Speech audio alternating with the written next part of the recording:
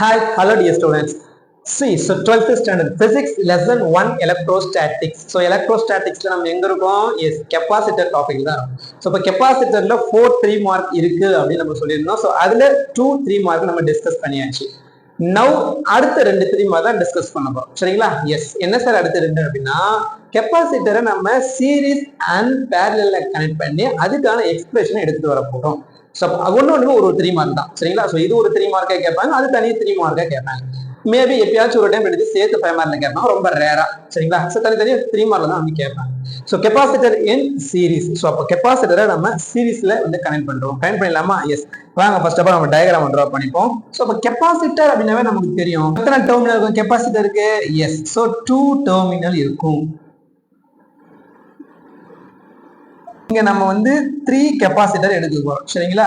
So அதனால இத copy பண்ணி நான் இங்க வச்சுக்கிறேன். 3 கெப்பாசிட்டரை தான் நம்ம வந்து எடுக்க போறோம். Capacitor C1, capacitor 2, capacitor 3. இந்த 3 கெப்பாசிட்டருமே சீரிஸ்ல நம்ம கனெக்ட் பண்ணிக்கிறோம். ஓகே? எஸ். சோ சீரிஸ்ல கனெக்ட் பண்ணிக்கிறோம்.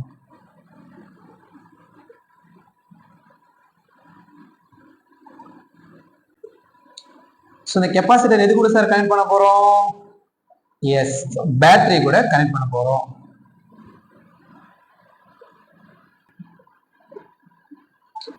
பிளஸ் டெர்மினல் மைனஸ் டெர்மினல் இருக்கும். ஸோ இதுதான் வந்து நம்ம பொட்டன்ஷியல் V அப்படின்னு சொல்லுவோம். Plus and then minus. சொல்றத கரெக்டா அப்சர்வ் பண்ணீங்க. It's very interesting concept. Fine sir. என்ன பண்ண போறோம்? இந்த 3 கெப்பாசிட்டர் பேட்டரி கூட கனெக்ட் பண்ணிடுச்சு. ஆன் பண்ணிட்டு வச்சுக்கோங்க பேட்டரியை. ஃபைன். ஸோ அப்போ என்ன சார் ஆகும் அப்படின்னா மைனஸ் கியூ சார்ஜ், அதாவது எலக்ட்ரான். ஸோ இந்த மைனஸ் கியூ நெகட்டிவ் டெர்மினல் தானே. ஸோ இந்த நெகட்டிவ் டெர்மினலுக்கு நெகட்டிவ் சார்ஜ் எல்லாமே என்ன ஆகும்? ஆக்சுவலா டிரான்ஸ்ஃபர் ஆகும். ஸோ டிரான்ஸ்ஃபர் ஆகிட்டு எங்க போகும்?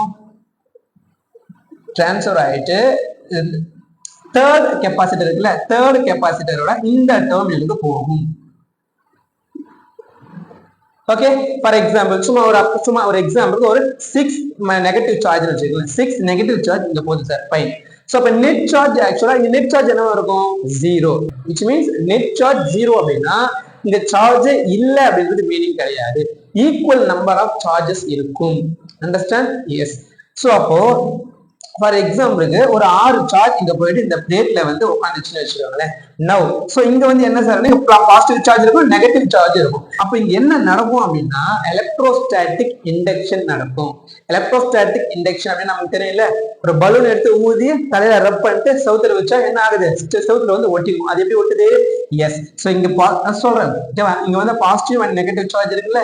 சோ இங்க நெகட்டிவ் சார்ஜ் இருக்கிறதால இந்த பிளேட்ல இருக்க நெகட்டிவ் சார்ஜ், இந்த நெகட்டிவ் சார்ஜ் என்ன பண்ணும்? எஸ், ஆப்போசிட் சார்ஜஸ் என்ன ஆகும்? ரிப்பிள் ஆகும்ல. சோ அப்ப இந்த நெகட்டிவ் சார்ஜை புஷ் பண்ணி விடும். சோ அதனால இந்த டெர்மினல் இருக்க நெகட்டிவ் சார்ஜ் எல்லாமே கெப்பாசிட்டர் 2 டெர்மினல் இருக்க ரைட் ஹேண்ட் சைடு இருக்குல்ல, சோ இந்த கெப்பாசிட்டரோட இந்த பிளேட்ல வந்து அந்த நெகட்டிவ் சார்ஜ் எல்லாமே இங்க வந்து உட்காந்துரும். கிளியர்? Very clear. ஃபைன். அப்ப இங்க என்ன சார் நடக்கும்? சேம் கான்செப்ட் தான் இங்கே நடக்கும்.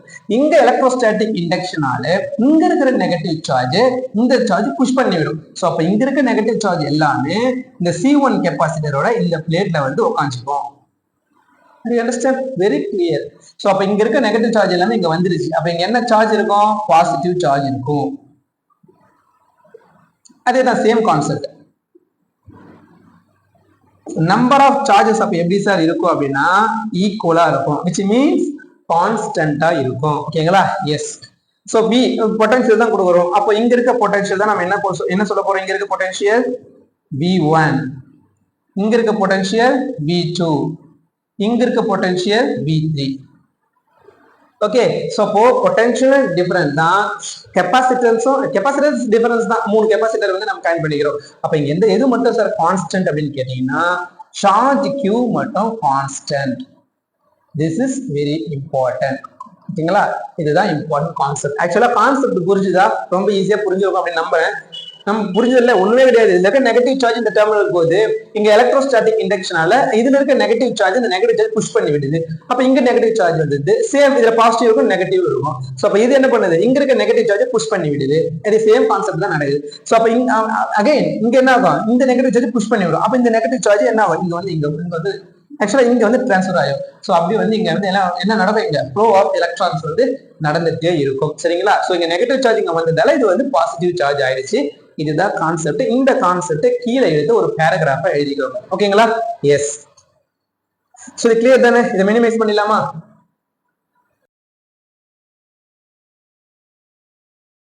Yes. Now the total voltage across the capacitor. So the total voltage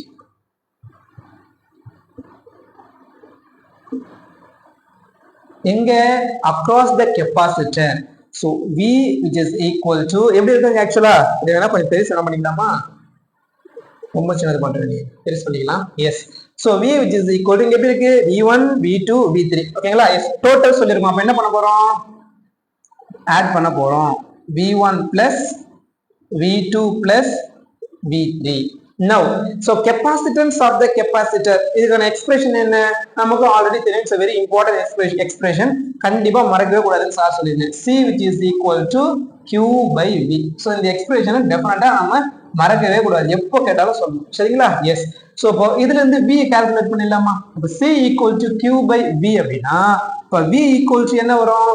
இரண்டு இன்டர்சேஞ்ச் ஆயிடுமா? இன்டர்சேஞ்ச் பண்ணிக்கலாமா? சோ அப்ப Q by C அப்படின்னு கிடைக்குங்களா? Q by C அப்படின்னு நமக்கு கிடைக்கும். சரிங்களா? எஸ். சோ அப்ப இதுல இருந்து என்ன பண்ணலாம்? V1 which is equal to Q க்கு 1 போடலாமா? போடக்கூடாது. Why? Because Q is constant. அப்ப Q by C1. இப்ப V2 என்ன இருக்கும்? Very good. Q by C2. V3 என்னவா இருக்கும்? Q by C3. ஏன் Q க்கு மட்டும் நம்ம 1 2 3 போடல? Because charge is not variable. Charge வந்து constant. அதனால அதுக்கு 1 2 3 நம்ம போடக்கூடாது. சரிங்களா? எஸ். சோ இதை எல்லாத்தையும் சப்ஸ்டிட்யூட் பண்ணிடலாமா? எஸ், வாங்க சப்ஸ்டிட்யூட் பண்ணிடலாம். இப்போ V becomes Q by C. Yes yes ஏன் வந்துச்சுன்னு நான் சொல்லிட்டேன் already. Okay. V1 becomes Q by C1 plus V2 becomes Q by C2 plus V3 becomes Q by C3. Now Q Q Q காமனா இருக்கா? காமனா வெளியே எடுத்துடலாமா? சோ அப்ப நம்ம Q அங்கிருந்து காமனா வெளியே எடுத்தோம் அப்படின்னா என்ன கிடைக்கும்? 1 by C1 plus 1 by C2 plus 1 by C3. Very easiest expression. ஓகேங்களா? சோ Q க்கு Q வை கேன்சல் பண்ணிடலாம். by remaining 1 by CS equal to 1 by C1 plus 1 by C2 plus 1 by C3. அவ்வளவுதான், முடிஞ்சே போச்சு. இதுல என்ன இருக்கு கஷ்டம்? இதை விட அண்டர்ஸ்டாண்ட் ஆகணுன்றதுதான் இங்க போட்டேன். ஓகேங்களா? ஒரு ஸ்டெப் இல்லைன்னா ஒரு ஸ்டெப் இன்னும் நம்ம குறைச்ச விட போட்டுடலாம். ஒன்றும் பிரச்சனை இல்லை. ஓகேவா? எஸ். அவ்வளவுதான், முடிஞ்சே போச்சு. 2.5 mark complete. Okay. Yes. So இதுக்கு ஆஃப் மார்க், எக்ஸ்பிளனேஷனுக்கு ஆஃப் மார்க், 1 மார்க் வச்சுங்களா? சோ இந்த எக்ஸ்பிரஷனுக்கு ஆஃப் மார்க். சோ இதுக்கு வந்து ஆஃப் மார்க் 2 மார்க்கா, இதுக்கு ஒரு ஆஃப் மார்க் 2.5 மார்க். லாஸ்டா இது வந்து எப்படி இருக்கு அப்படின்றது நம்ம சென்டென்ஸா கீழே வந்து எழுதணும். அதுக்கு ஒரு ஆஃப் மார்க். ஒண்ணு இல்ல, very simple. the inverse of the equivalent capacitor which is equal to the sum of the inverse of the each capacitor அப்படின்னு கீழே எழுதுறீங்க. அவ்வளவுதான், முடிஞ்சு போச்சு. Very easiest 3 mark question. பாத்தீங்களா? ஒண்ணுமே கிடையாது. என்ன இருக்கு இதுல? Very very simplest 3 mark question. So பாருங்க, டெஃபினட்டா சூப்பரா உங்களுக்கு இந்த கொஸ்டின் புரிஞ்சிருக்கும், இந்த கான்செப்டும் இன்ட்ரெஸ்டா இருந்திருக்கும் அப்படின்னு நான் நம்புறேன். ஸோ எப்படி இருந்துச்சு அப்படின்றத மறக்காம கமெண்ட் பண்றாங்க. ஃபர்ஸ்ட் டைம் பாருங்க, சப்ஸ்கிரைப் பண்ணி உங்க ஷேர் பண்ணி விட்டுருங்க. சப்போர்ட் பண்ணுங்க. நெக்ஸ்ட் கிளாஸ் வேற ஒரு டாபிக் மீட் பண்றேன். Thank you to all. Bye by.